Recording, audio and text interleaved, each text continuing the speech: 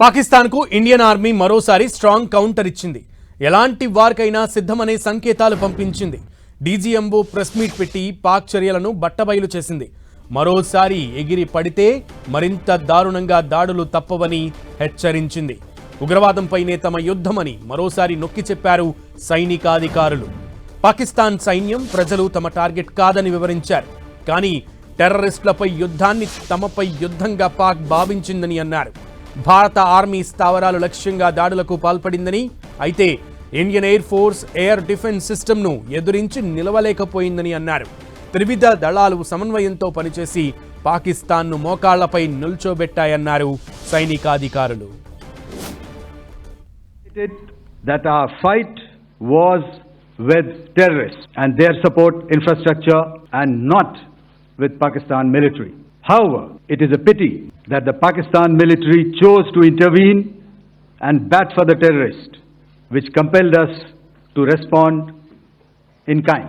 दोस्तों, हमारी लड़ाई आतंकवाद और आतंकवादियों के खिलाफ थी. इसलिए 7 मई को हमने केवल आतंकवादी ठिकानों पर ही हमला किया था. पर अफसोस इस बात का है कि पाकिस्तानी सेना ने आतंकवादियों का साथ देना उचित समझा और इस लड़ाई को अपनी लड़ाई बना ली. इस परिस्थिति में हमारी जवाबी कार्यवाही अत्यंत आवश्यक थी और इसमें उनका जो भी नुकसान हुआ वे खुद इसके लिए जिम्मेदार हैं. Which accords us the net-centric operational capability which is vital to modern days war fighting. While much has been said and written about the newer systems, I would like to place on record the performance and efficacy demonstrated by even the older battle-proven AD systems like the Pechora, the OSA AK and the LLAD guns in countering the Pakistani threat vectors in the current operations. They were all generations, but these battle-proven systems stood the test of time and took them on head-on. Another highlight has been the stellar performance of the indigenous air defense weapon system like the Akash system.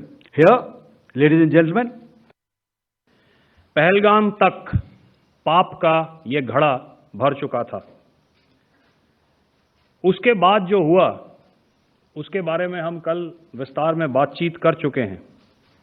क्योंकि आतंकियों पर हमारे सटीक हमले line of control और international boundary को पार करे बिना किए गए थे, हमें पूरा अंदेशा था कि पाकिस्तान का वार भी बॉर्डर के उस पार से ही होगा.